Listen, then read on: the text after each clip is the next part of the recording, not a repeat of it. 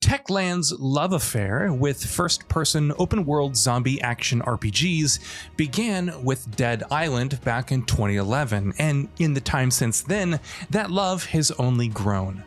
With the launch of Dying Light in 2015, the Polish studio delivered a bold new IP, an ambitious open-world game that would focus as much on survival mechanics and horror vibes as it would on traversal built on thrilling, free-running, and parkour.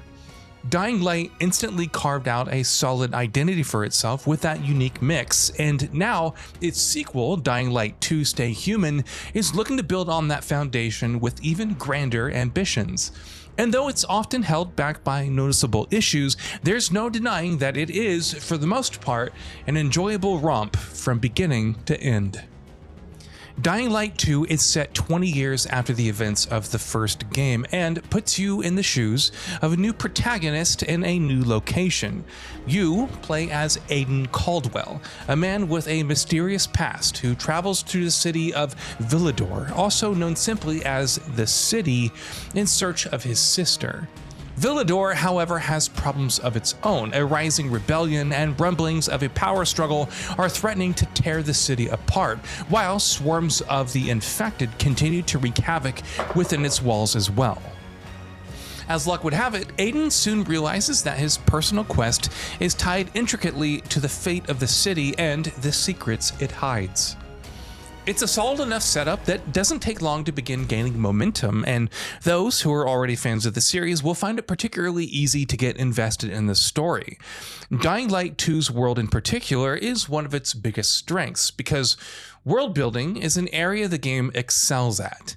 The 20-year time jump from the original game is a choice that pays off, and being immersed in and learning the ins and outs of a city that has been surviving the apocalypse for 2 decades is one of the highlights of this experience. Villador is portrayed as one of the last bastions of humanity, and a city that has essentially regressed to the Dark Ages, and the game does a great job of selling that in several ways. Where Dying Light 2's story takes some interesting risks is with the fact that it now also heavily relies on choice and consequences mechanics, which is one of several ways that this game doubles down on being an action RPG. Every so often, the game asks you to make tough choices and presents you with moral quandaries that not only change how the story progresses, but have an impact on the world itself. The choices will make you decide which faction exerts more influence over different parts of Villador, which in turn can lead to different gameplay opportunities.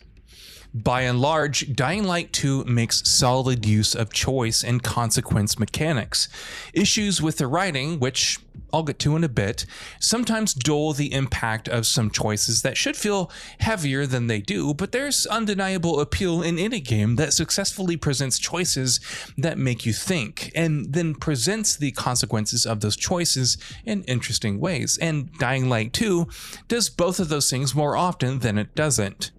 Meanwhile, having your choices impact the world itself and carry weight on the gameplay front as well also makes them feel more meaningful.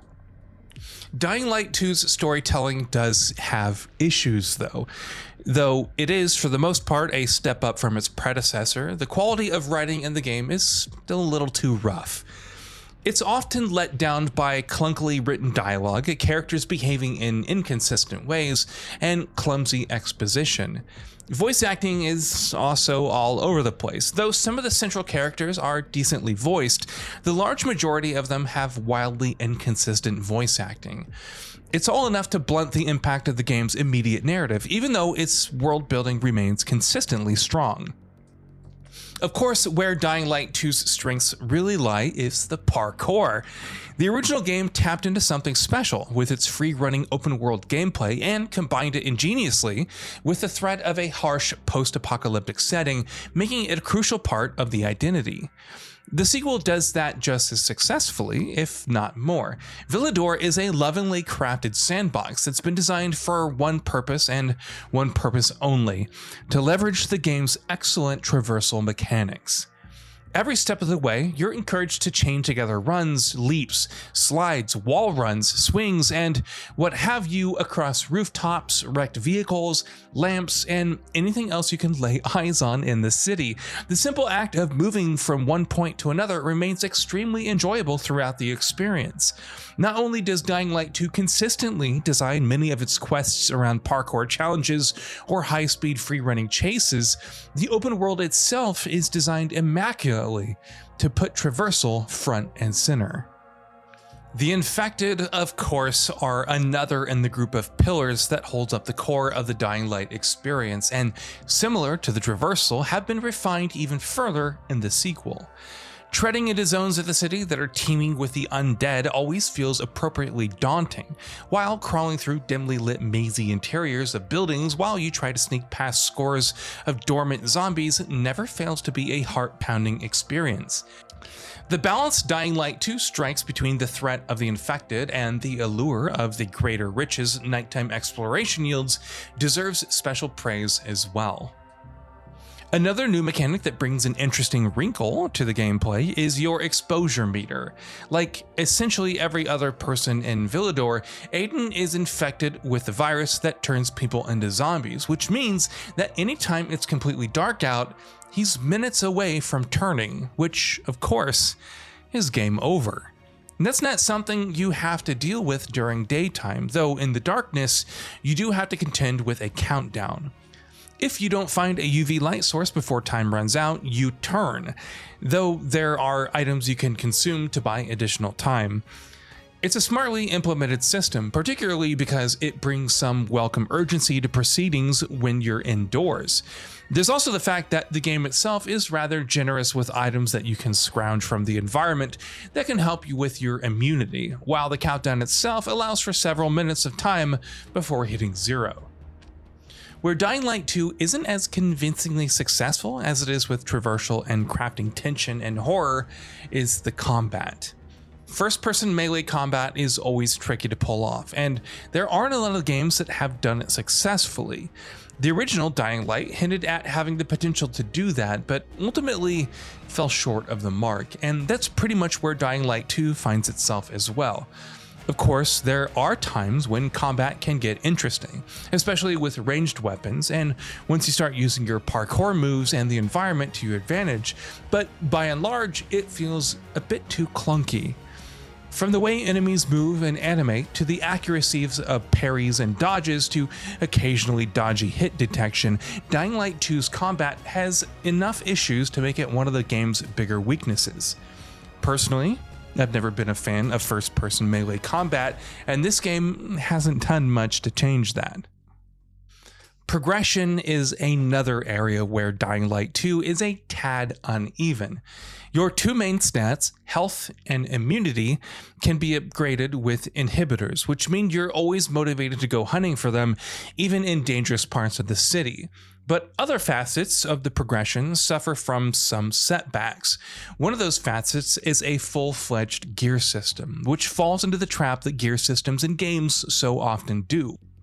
Though you can, every once in a while, chance upon gear pieces with genuinely useful perks, more often than not the new gear pieces you equip offer incremental upgrades at best, which essentially boils down to watching the numbers go up.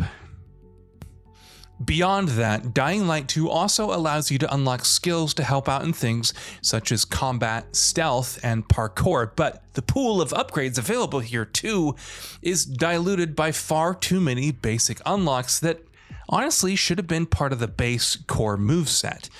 Having to spend skill points to be able to do things such as dash and slide feels like the game is being a bit too stingy. On the visual front, Dying Light 2 is, for the most part, an impressive game. Distant vistas and objects can be a bit blurry, and character models for some NPCs can look a little too rough, but by and large, its solid visuals and art design contribute significantly to the game's success in realizing its world as well as it does. Even so, there are several technical issues in the game. Many of them are relatively minor, like texture pop-in, walking animations, and facial movements and audio glitches, but they're frequent enough that they collectively kind of become an issue. Some bugs are more severe in nature. For instance, I've played several quests where the audio for characters would suddenly vanish and subtitles would stop appearing too. And entire conversations and scenes would go by where I had no idea what anyone said.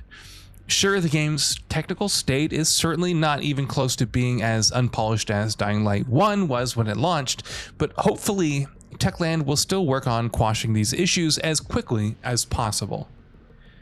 Much like the original Dying Light, Techland's ambition and sheer audacity are to be lauded with Dying Light 2 Stay Human. And it's also to the game's credit that it pulls off so much of what it strives to do as well as it does. However, there is also a lot that it stumbles on, and it does that enough that it can often undermine its own accomplishments. A few unforced errors and a pervasive lack of polish make Dying Light 2 Staying Human feel frustratingly held back from true greatness, but what is here is still good enough, and equally importantly, interesting enough, that most who try it will find something to appreciate.